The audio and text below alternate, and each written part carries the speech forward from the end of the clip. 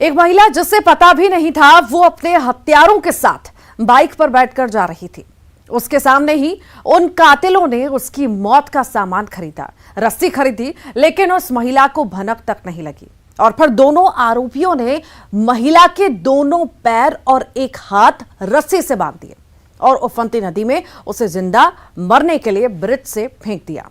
आखिर वो हत्यारे कौन थे, देखिए रिपोर्ट।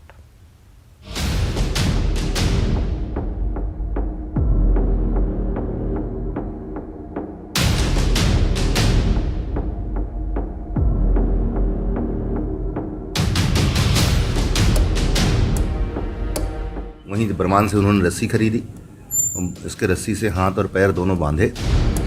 इनको ये उम्मीद थी कि ये लाश, चूँकि नर्मदा जी में पानी बहुत था, तो बह के दूर निकल जाएगी और किसी को पता भी नहीं चलेगा। लेकिन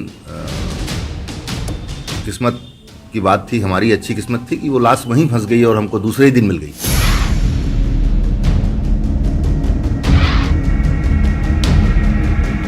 जिंदा फेंका और पोस्टमार्टम रिपोर्ट भी यही कहती है कि वो जो ड्राउनिंग है वो एंटीमार्टम ड्राउनिंग है, तो वो जीवित अवस्था में ही उसको फेंक दिया गया। वो कातिलों के साथ जा रही थी।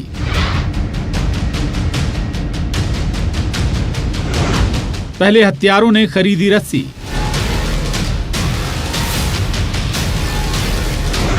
फिर बांधे पैर और एक हाथ,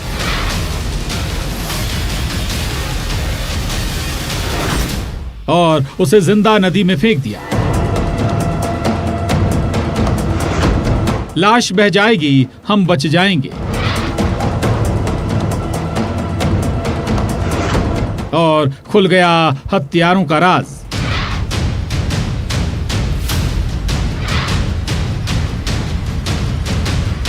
इस नदी ने एक लाश उगली।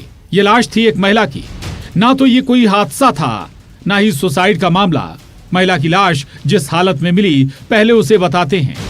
लाश के दोनों पैर बंधे थे और दोनों पैरों से एक हाथ बंधा था। इसके मायने क्या थे, आप समझ सकते हैं। ना वो तैर सके, ना ही खुद की जान बचा सके। उफनती नदी में ब्रिज के ऊपर से जिंदा हालत में इस महिला को हाथ पैर बांधकर मरने के लिए फेंका गया था। हत्यारों को ये यकीन था ये राज बाहर नहीं आएगा। नदी में उफान था, लाश बह जाएगी, लेकिन लाश अटक गई और ये सुराग बह न सका। उसके दोनों पैर और एक हाथ एक रस्सी से बंधे हुए थे और प्राइमा फेसी तो पहचान में वो नहीं आई थी, आसपास के लोग भी नहीं पहचान पाए थे। फिर पंचनामा वगैरह करके कार्रवाई करा दी थी। उसके पश्चात इसका फोटो फेसबुक में, व्हाट्सएप में और दूसरे सोशल मीडियाज पे हमने वायरल किया था। पोस्टमार्टम रिपोर्ट में ये चौंकाने वाला खुलासा हुआ कि महिला को जिंदा ही फेंका गया था। दम घुटने से उसकी मौत हुई। सुनिए जरा। नहीं, जिंदा ही फेंका, उसको जिंदा फेंका। और पोस्टमार्टम रिपोर्ट भी यही कहती है कि वो जो ड्राउनिंग है वो एंटीमार्टम ड्राउनिंग है, तो वो जीवित अवस्था में ही उसको फेंक दिया गया। आरोपी से कुछ बात हुई होगी? हाँ, आरोपी नहीं बताया, पूरे डिटेल क्लियर किया और फिर पोस्टमार्टम रिपोर्ट भी उस बात की तस्दीक करती है। कातिलों का पहला राज तो नदी ने लाश को उगलकर खोल दिया था, लेकिन हत्यारों के चेहरे की धुंधली तस्वीर भी पुलिस के पास नहीं थी, क्योंकि सबसे बड़ा टास्क था महिला की लाश की शिनाख्ती करना। मृतका के फोटो वायरल किए गए और फिर लाश की पहचान हुई और फिर उस हत्यारे के गिरेबां तक पुलिस के हाथ पहुंचे, जिससे सख्ती से पूछताछ हुई। लेकिन पहले तो वो आरोपी पुलिस के सामने सिवाय झूठ के बोला ही नहीं। झूठ ये कि वो लापता हो गई थी, लेकिन हैरानी देखिए, महिला की गुमशुदगी की रिपोर्ट तक नहीं लिखाई गई। 4 तारीख को एक आदमी ने बताया कि ये नसीमा बी करके एक महिला है, वो हो सकती है, और वो करेली बस्ती के एक आदमी की पत्नी है। फिर उसके पति को बुला के उससे पूछताछ की गई, तो काफ़ी मशक्क़त करने के बाद में फिर ये मामला पूरा क्लियर हुआ। ये एक्चुअली महिला जो है रहने वाली लखनऊ के पास की, और 15 साल से पिछले ये जो आरोपी है उसका सोमनाथ, उसके साथ इंदौर में रह रही थी और इसके चरित्र को लेके उसको शक था या जो भी थी बात। लेकिन पुलिस की सख्ती के आगे उस शातिर हत्यारे की कहानी खुद ब खुद उसकी जुबानी खुलती गई। अब सबसे चौंकाने वाला खुलासा सुनिए। वो हत्यारा महिला का पति निकला, जिसने अपने सगे भाई के साथ मिलकर पत्नी की हत्या की ये खौफनाक साजिश रची थी। उसको सुधारने की बहुत कोशिश की उसने, लेकिन जब इसमें सुधार नहीं आया तो उसने अंततोगत्वा, उसका आरोपी का कहना है, जब मेरे पास कोई दूसरा उपाय नहीं बचा और कोई विकल्प नहीं था, तो मैंने फिर इसकी हत्या करना का निर्णय लिया और अपने सगे भाई के साथ मिलकर इन दोनों को मोटरसाइकिल से बिठाल के उसको बरमान ले गए और नर्मदा जी के किनारे एक रस्सी से, वहीं बरमान से उन्होंने रस्सी खरीदी, इसके रस्सी से हाथ और पैर दोनों बांधे। इनको ये उम्मीद थी कि ये लाश, चूँकि नर्मदा जी में पानी बहुत था, तो बह के दूर निकल जाएगी और किसी को पता भी नहीं चलेगा। वारदात वाले दिन महिला अपने पति और देवर के साथ बाइक पर जा रही थी, जिसे ये नहीं पता था उसे मारने के लिए उसका पति उसे ले जा रहा है। बीवी के चरित्र पर शक और इस शक में शैतान बने शौहर का सच वाकई रोंगटे खड़े करने वाला है। नरसिंहपुर से आशीष जैन के साथ bureau report, news 18, Madhya Pradesh, Chhattisgarh. वो हत्यारा जो एक महिला को जहर देता है, उसके बाद भी वो शैतान कहर बरपाता रहता है। महिला की बेल्ट से बेरहमी से पिटाई करता है। इस जुल्म से महिला की मौत हो जाती है। हत्या का राज ही रहता है, लेकिन 5 साल का मासूम बच्चा उस हत्यारे को बेनकाब कर देता है।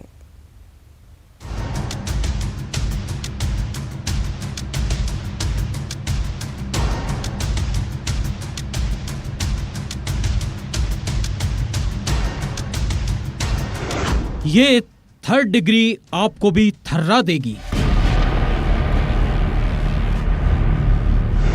क्रूरता की हदें पार। पहले दिया जहर, फिर बेरहमी से पिटाई।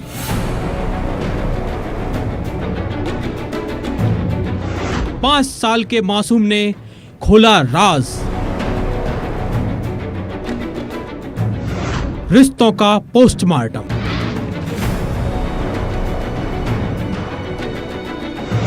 कामचोर कातिल। देवास में 8 साल के एक रिश्ते ने जिस तरह से दम तोड़ा है, वो किसी को भी थर्रा कर रख दे। हैवानियत, दरिंदगी, क्रूरता ऐसी की दिल दहला दे। ये रचना है जो अब इस दुनिया में जिंदा नहीं है, और जिस तरह से इसकी दुनिया से रुखसती हुई वो सच हिलाकर रख दे। जिसे पहले जहर दिया गया और उसके बाद बेल्ट से बेरहमी से पिटाई की गई। इस पर भी जब उस जल्लाद का मन नहीं भरा तो गर्दन पकड़कर सिर दीवार पर दे मारा। जख्मी हालत में रचना को अस्पताल में भर्ती कराया गया, लेकिन उस जुल्म सितम से रचना हमेशा हमेशा के लिए खामोश हो गई। इस मामले में मर्ग कायम किया गया था। मामला संदिग्ध था और फिर पोस्टमार्टम रिपोर्ट से ये राज खुला। ये मर्डर का मामला है। बार बार वो मारने की पता नहीं करने का, हमारे पास भी रखी उसको। कभी हमने 6-6 महीने रखी, कभी साल भर तक रखी, फिर बेला फुसला के फिर ले जाता था, मारने की धमकी देता था। बच्ची डर जाती थी, फिर लेके चले जाता, फिर मारा कुटी। पुलिस के पास अब भी कोई सुराग नहीं था, लेकिन जब रचना की 5 साल की मासूम बेटी ने घर वालों को एक ऐसी बात बताई जिससे उस शैतान का सारा सच बाहर आ गया। मासूम की आंखों के सामने उसकी माँ के साथ हैवानियत हुई थी, जिसने सब बताया। किसने जहर दिया, किसने माँ को मारा, वो कोई और नहीं, रचना का पति विष्णु गांगुली निकला। रचना बाई पति विष्णु गांगुली निवासी ग्राम बालोदा की मृत्यु हो गई थी। इस पर मर्ग जांच के दौरान ये पाया गया कि रचना बाई को उसके पति विष्णु गांगुली के द्वारा आए दिन उसके द्वारा बच्चों की परवरिश, बच्चों की फीस भरने आदि को लेकर रचना बाई के द्वारा उसके पति को बोला जाता था। इस पर विष्णु गांगुली के द्वारा उसकी पत्नी रचना को घटना के दिन बेल्ट से पीटा एवं उसे जहर खिला करके और उसकी दीवार में भड़क कर हत्या कर दी। रचना की 8 साल की शादीशुदा जिंदगी में कई बार ऐसा वक्त आया जब उसके पास सिवाय सिसकियों के कुछ नहीं था। यातनाएं थी, लेकिन पास में 2 मासूम बच्चे, 5 साल और 3 साल का मासूम बेटा, जिनका चेहरा उसके लिए जीने की वजह था। बरोठा थाना पुलिस ने जब तफ्तीश की तो इस हत्या के पीछे वजह थी, या कहें बेकसूर रचना का कसूर था। वो अपने कामचोर पति को काम करने को कहती थी और पत्नी का टोकना आरोपी पति विष्णु को नागवार गुजरता था। इस पर धारा 302 का अपराध पंजीबद्ध किया गया और आरोपी विष्णु गांगुली की गिरफ्तारी करके उसे जेल भेज दिया गया। एक पिता की हैवानियत उसे सलाखों के पीछे ले गई और छोड़ गई मासूम बच्चों के लिए सिसकियां, जिनके पास न माँ रही और न पिता। देवास से वरुण राठौर के साथ bureau report, news 18 Madhya Pradesh Chhattisgarh. Contract killing का वो मामला जिसमें एक ठेकेदार की हत्या के लिए 2 सुपारी किलर हायर किए गए। मोबाइल पर कॉल करके शिकार को मास्टरमाइंड ने अपने जाल में फंसाया था। कत्ल के बाद एक दूसरे जगह पर मृतक का मोबाइल जली हालत में मिला। कैसे कॉल डिटेल्स से खोला कॉन्ट्रैक्ट किलिंग का राज, कत्ल में था मनी मरी।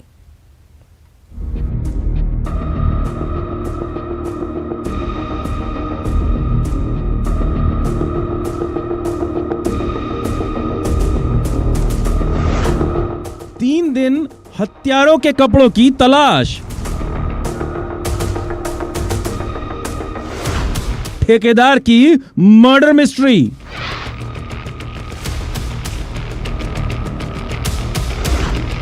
दो सुपारी किलर्स, कॉन्ट्रैक्ट किलिंग।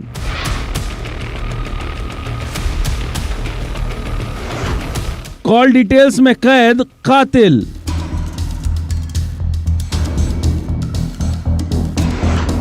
मोबाइल पर मौत का बुलावा। एक कॉल से एक मर्डर मिस्ट्री की तफ्तीश करते हैं। एक ठेकेदार के मोबाइल पर बजी घंटी खतरे की घंटी थी, जिसके बाद वो ठेकेदार एक इलाके में जाता है और फिर उसकी लाश मिलती है। धमतरी के सिहावा में ठेकेदार ज्योति प्रकाश का बेरहमी से मर्डर हुआ था। इस ब्लाइंड मर्डर मिस्ट्री में मृतक ज्योति प्रकाश साहू का मोबाइल नहीं मिला था। हत्यारे अपने साथ मोबाइल ले गए थे, जिन्हें कहीं और फेंका गया था और वो जली हालत में मिला। प्रथम दृश्य ये अपराध हमें 302 का लग रहा था, इसलिए आगे विवेचना शुरू की गई। पूरी टेक्निकल टीम की मदद ली गई थी इसमें। डॉग स्क्वाड, फोरेंसिक टीम सबको बुलाया गया और फिंगरप्रिंट एक्सपर्ट सबको बुलाया गया। और उसके बाद जब विवेचना शुरू की गई तो ये पता चला कि इनका कुछ आपसी लेन देन था इनके एक दोस्त के साथ, लोकेश टोंडेरे के साथ, जो कि सिरसिदा निवासी है, थाना सिहावा क्षेत्र का। यह हत्यारों की चाल थी।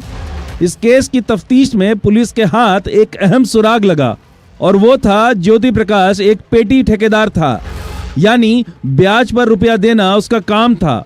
यही इस केस की सबसे अहम कड़ी है। और फिर कॉल डिटेल्स में उन आखिरी कॉल का राज भी खुला। वारदात के दिन कत्ल के मास्टरमाइंड लोकेश टोंडरे ने धोखे से ज्योति प्रकाश को बुलाया था, जिसने हत्या की साजिश रची।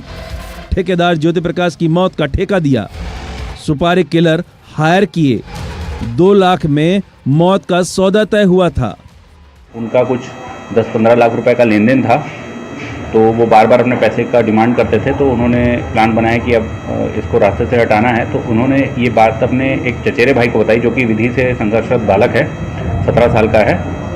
और उसने फिर ये दोनों ने मिलकर प्लान बनाया कि इनको ख़त्म करना है। और इन्होंने 2 लोग को बुलाया, अमर सिंह और प्रदीप कुमार मुंगेली से।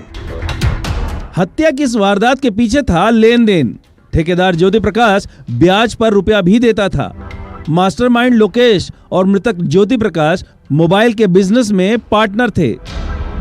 इसके लिए लोकेश ने 12,50,000 रुपए उधार लिए थे, लेकिन बिजनेस में घाटा हुआ और ज्योति प्रकाश अलग हो गया, जिसने उधार दिए रुपए पर 10% ब्याज लगा दिया।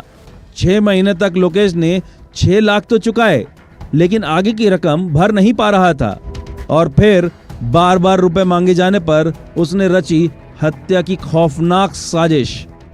इस घटना को कारित करने के लिए इन्होंने बेसबॉल बैट और एक क्रिकेट बैट का इस्तेमाल किया। 2 लोग हाथ पकड़े, 2 लोग ने इन पे वार किया।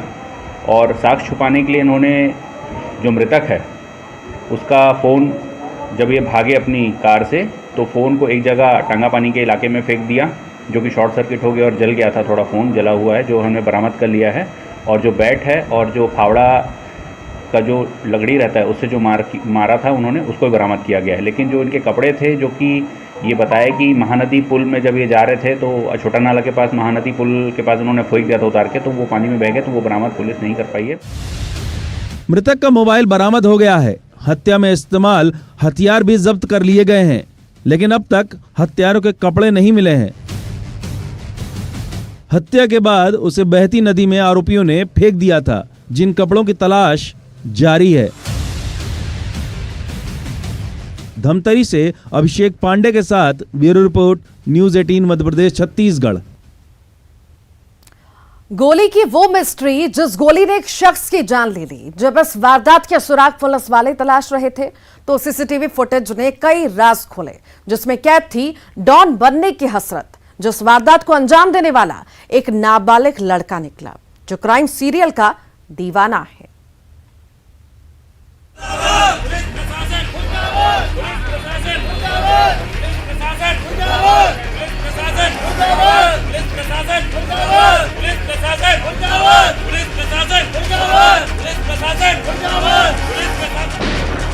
पुड़िया दो वरना फिर हुआ ठाई ठाई। वो क्राइम सीरियल का दीवाना, बाल काटकर छुपाया राज, गोली में कैद डॉन बनने की ख्वाहिश। सिर्फ एक गोली और एक गोली ने एक बेकसूर की जान ले ली। जिस शख्स के सिर में गोली मारी गई थी, इलाज के दौरान उसने दम तोड़ दिया। हत्या की इस वारदात से शहर में दहशत फैली। सवाल यही, आखिर गोली किसने चलाई और क्यों? भिंड के गोरमी थाना इलाके के सुनारपुरा में 1 सितंबर को मीट व्यापारी जितेंद्र की गोली मारकर हत्या कर दी गई थी। पुलिस इस वारदात के सुराग तलाश रही थी। कुछ सीसीटीवी फुटेज पुलिस की तफ्तीश में सामने आए, जिसमें नजर आया एक बाइक का नंबर। उसी बाइक से वो हमलावर आया था। बाइक के नंबर से जब पुलिस उसके मालिक तक पहुंची तो ये खुलासा हुआ कि एक 17 साल का नाबालिग लड़का उस बाइक को लेकर गया था, जिस पर फायरिंग का आरोप है। गोरमी थाने का मामला है। 1 तारीख को लगभग 2-2:30 बजे के बीच में सुनारपुरा तिरहा के पास में एक जितेंद्र खटीक, जिसकी चिकन की शॉप थी, और वहाँ पर एक अज्ञात व्यक्ति बाइक से आया और उसने वहाँ पर आकर पुड़िया मांगा। पुड़िया ना देने पर उसके द्वारा आक्रोशित होकर उसके ऊपर कट्टे से फायर कर दिया गया। उस नाबालिग लड़के तक जब पुलिस पहुंची तो पुलिस की माने तो अपने गुनाह का राज छुपाने के लिए उसने बाल तक मुंडवा लिए थे, जिससे राज ही रहे। पूछताछ में जो खुलासा हुआ वो हैरान करने वाला है। दरअसल 17 साल का वो नाबालिग लड़का उस रोज बाइक से जितेंद्र की दुकान पर पहुंचा और पुड़िया मांगने लगा, और ना सुनने पर उसका गुस्सा 7वें आसमान पर पहुंच गया और उसने मीट व्यापारी जितेंद्र को गोली मार दी। जब उसको अभिरक्षा में लिया गया, पूछताछ किया गया तो पता चला कि वो नाबालिग है और विधि विरुद्ध बालक होने के कारण उससे प्रॉपर तरीके से जो प्रक्रिया रहती है उसके तहत पूछताछ की गई। जुर्म की ये राह देखिए, जिसमें जो खुलासा हुआ वो चौंकाने वाला है। जिस नाबालिग लड़के ने ये रास्ता चुना वो दरअसल जुर्म की दुनिया में शोहरत कमाने का था। अपने आप को बड़ा डॉन समझने के रूप में इस प्रकार की उसने घटना को कारित किया। पुलिस की माने तो पूछताछ में उसने ये बताया कि वो बड़ा गुंडा बनना चाहता था। गोली में कैद थी डॉन बनने की ख्वाहिश, जिसे सुन सब हैरत में है। भिंड से अनिल शर्मा के साथ bureau report, news 18 Madhya Pradesh, Chhattisgarh.